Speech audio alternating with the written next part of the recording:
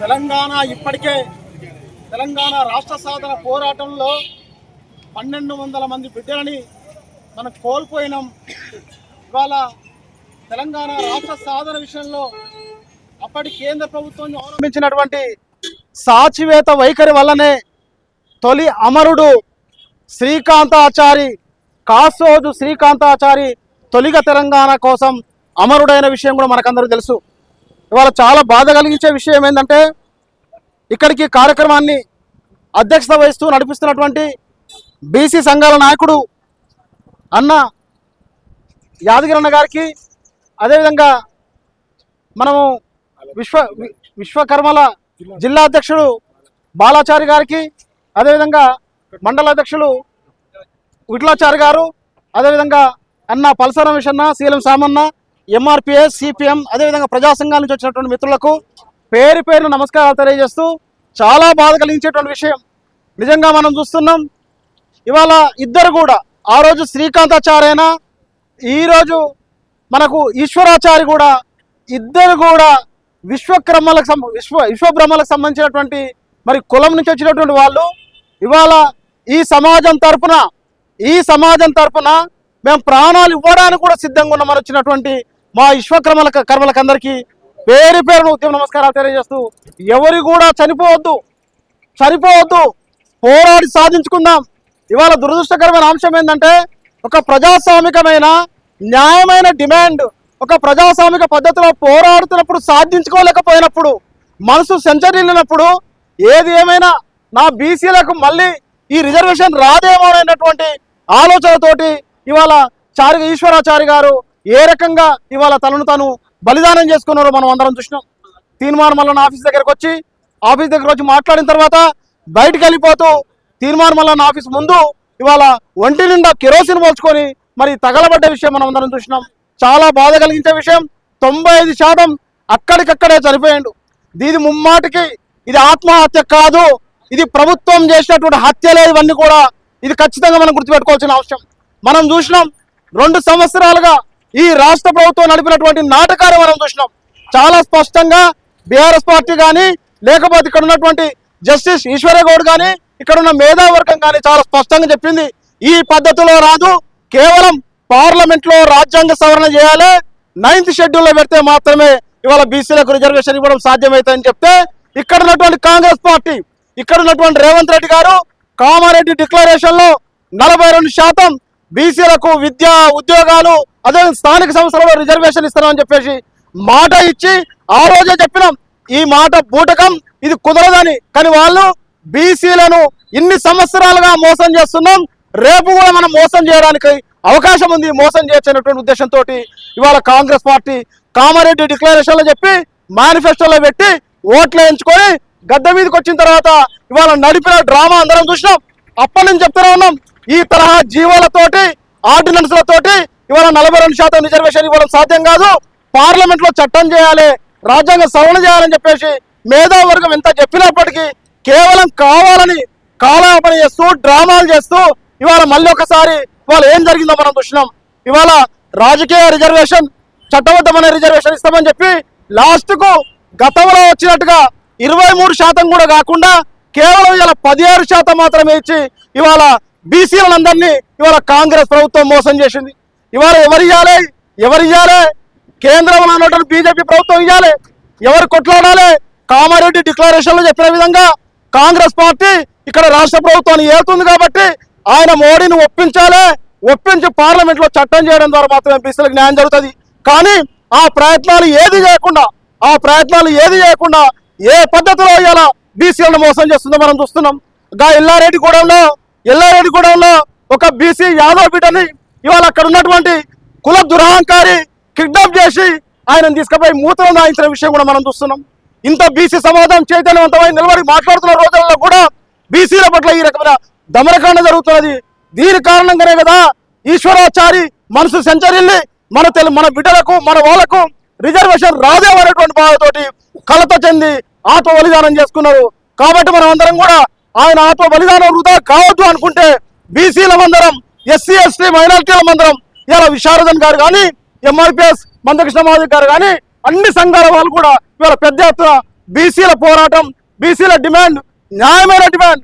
ఆ డిమాండ్కు మేము ముందుంటాం, మేము పోరాడతామని చెప్పేసి వాళ్ళు కూడా ముందుకు వస్తున్నందుకు వాళ్ళందరినీ వెల్కమ్ చెప్తూ బీసీ బిడ్డలుగా రాజకీయాలకు ఖచ్చితంగా అందరం ఏకంగా వచ్చినటువంటి అవసరం కూడా ఉన్నది ఈ సందర్భంగా గుర్తు చేస్తూ వాళ్ళ ఆత్మ బలిదానాలు వృధా కావద్దు.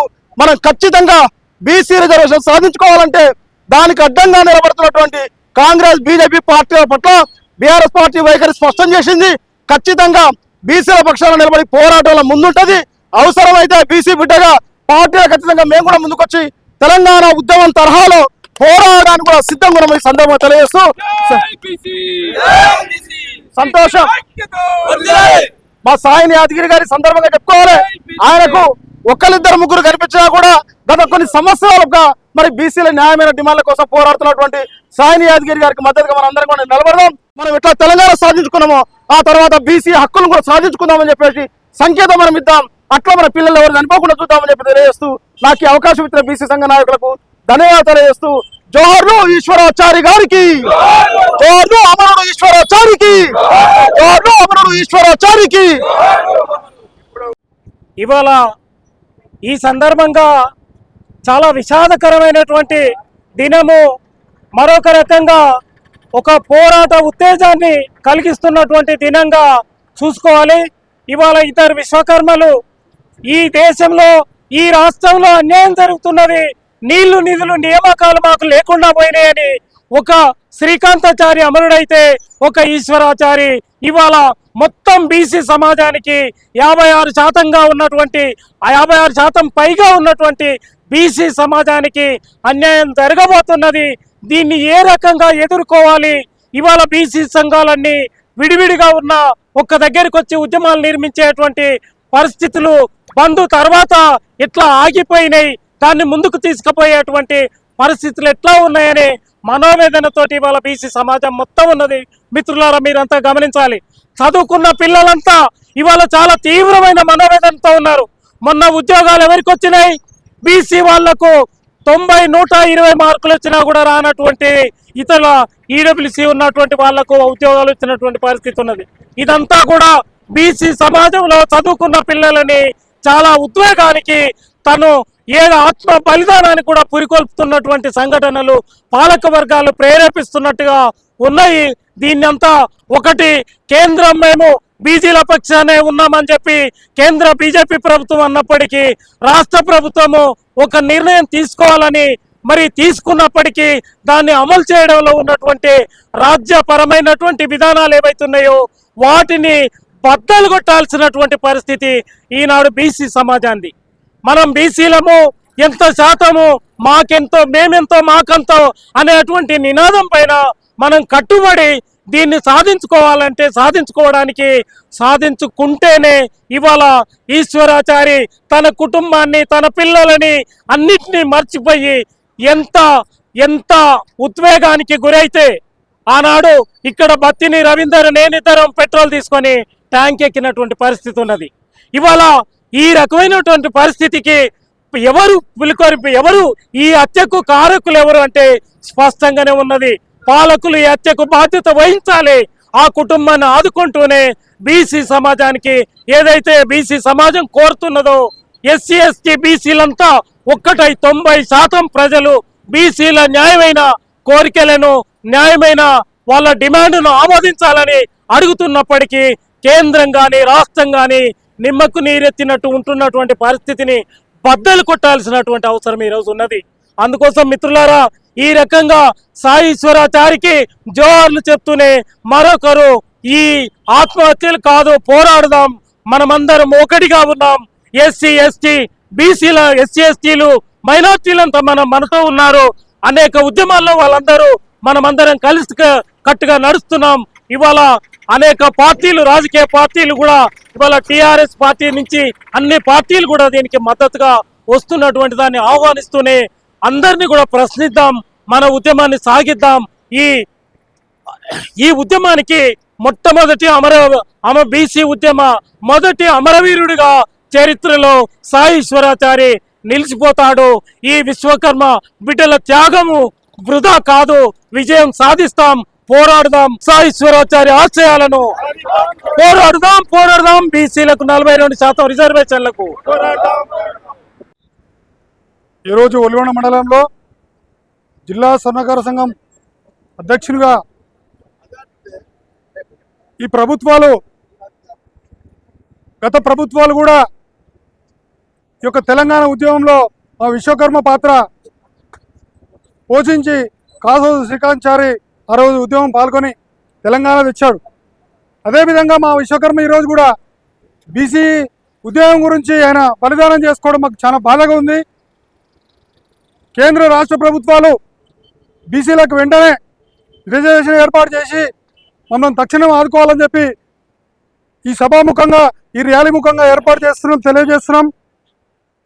ఏదైతే సాయేశ్వరాచారి ఆత్మహత్య చేసుకుండో ఈ ఆత్మహత్య కారణాలు మా విశ్వకర్మలకు ఇంతవరకు ఉపాధి కల్పించలేదు. మా కులవృత్తులు కర్మైపోతున్నాయి. అదేవిధంగా బీసీలకు మనకు వచ్చేటువంటి ఏదైతే పథకాలు ఉన్నాయో అవి నిర్వీర్యం చేసుకుంటూ ఈ ప్రభుత్వాలు ముందుకు సాగడంతో మనోధైర్యం కోల్పోయి ఈరోజు ఆత్మహత్య చేసుకోవడం జరిగింది. దీనికి మేము మా తెలంగాణ రాష్ట్ర తరఫున, జిల్లా తరఫున మనం అందరం ఏకమై రాబోయే రోజుల్లో పోరాడి బీసీలకు హక్కులు నెరవేరే వరకు మనం పోరాడదామని చెప్పి కోరుకుంటూ ఈ ప్రభుత్వాన్ని ఆదుకోవాలని చెప్పి, సాయేశ్వరాచారి కుటుంబాన్ని ఆదుకోవాలని చెప్పి ఈ ప్రభుత్వాన్ని డిమాండ్ చేస్తూ ఈ యొక్క ఉద్యమానికి ఆంది పోసి రాబోయే రోజుల్లో ఉద్యమం పొడిగించాలని చెప్పి సెలవు తీసుకుంటూ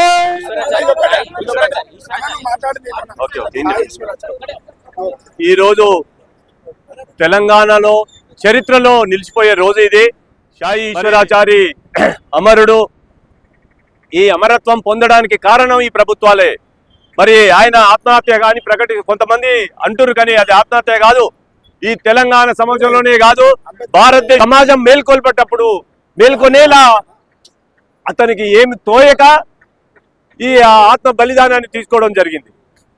మరి ఈ బలిదానానికి నిరసనగా ఈ కార్యక్రమం అయితే చేపడుతున్నామో దానికి నిరసనగా ఇక్కడ బీసీ సంఘం జిల్లా మండల అధ్యక్షులు సాయిని యాదగిరి గారు, అదేవిధంగా జిల్లా అధ్యక్షులు, మండల అధ్యక్షులు, విశ్వకర్మల అధ్యక్షులు, అదేవిధంగా శ్రీలం స్వామి గారు, ఎంఆర్పిఎస్ మండల అధ్యక్షులు, మిగతా ప్రజా సంఘాల నాయకులు, మరి వివిధ పార్టీల నాయకులు ఇక్కడ ఈ కార్యక్రమానికి హాజరయ్యారు.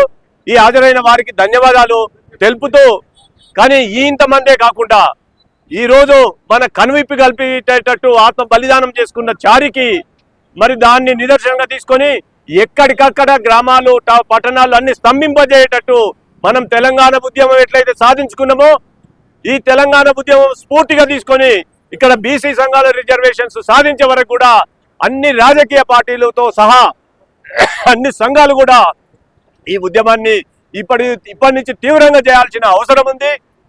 అదేవిధంగా మనం అనుకునేది ఏంటంటే, తెలుసు ఈ తెలంగాణ గడ్డకు చైతన్యవంతమైన గడ్డ ఇది. ఈనాడు కాదు, మనం ఎందుకంటే చూసినాం ఇక్కడ సాయుధ పోరాటం, రైతాంగ పోరాటం జరిగింది. దాన్ని తీసుకొని దేశవ్యాప్తంగా ఆ పోరాటం కొనసాగించడం జరుగుతుంది. ఏ పోరాటాలైనా మన తెలంగాణ గడ్డ మీద నుంచే స్టార్ట్ అవుతున్నాయి. అది దృష్టిలో పెట్టుకొని మనం పక్కనున్న మద్రాసుని రాష్ట్రాన్ని ఆదర్శంగా తీసుకొని అక్కడ బీసీలు తప్ప హయ్యర్ క్యాస్ట్లకే రిజర్వేషన్స్ ఇచ్చే పరిస్థితి ఏర్పడ్డది. మనం కూడా ఈనాడు ఈ తెలంగాణ గడ్డలో ఈ బీసీ, ఎస్సీ, ఎస్టీ, మైనార్టీ సంఘాలందరూ కలుపుకొని మన రాజ్యం మనకు వచ్చేదాకా ఇక్కడ ఈ ఓన్లీ స్థానిక సంస్థలే కాదు, ఈ తెలంగాణ గడ్డని పరిపాలించేది ఎవరంటే బీసీ సంఘాలు, ఎస్సీ, ఎస్టీ సంఘాలు కలుపుకొని ఏలాల్సిన అవసరం ఉన్నది. అప్పుడే మనకు ఈ రాజ్యాధికారం వస్తేనే మన నిర్ణయాధికారం వస్తుంది. అప్పుడు మనం మన బిడ్డలని మనకున్న పరిస్థితి ఏర్పడుతుంది.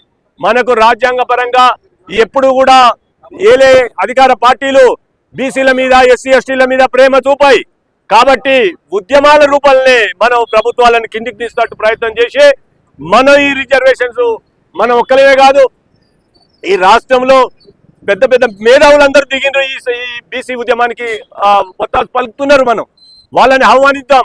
వాళ్ళు రియల్ గా చెప్తున్నా మనం అన్ని ఇంకా మన బీసీ బిడ్డలు, మన పిల్లలు ఉద్యోగాలకు పోరాడి రిజర్వేషన్ 42 ఏమో, కానీ ఇప్పుడు ఈ 17 తీసుకొచ్చారు. 23 కూడా బందేసి ఇప్పుడు ఈ ప్రభుత్వం ఇట్లా చేసింది.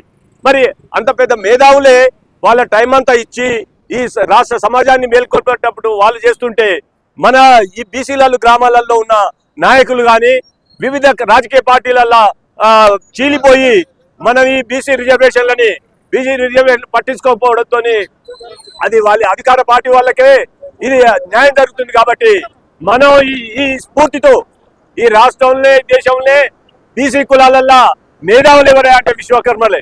చూస్తున్నాం ఆనాడు వీరభంగాచారి తీసుకుంటూ ఈ బీసీ ఉద్యమాన్ని బలోపేతంలో ఆయన బలి అయిపోయిండు.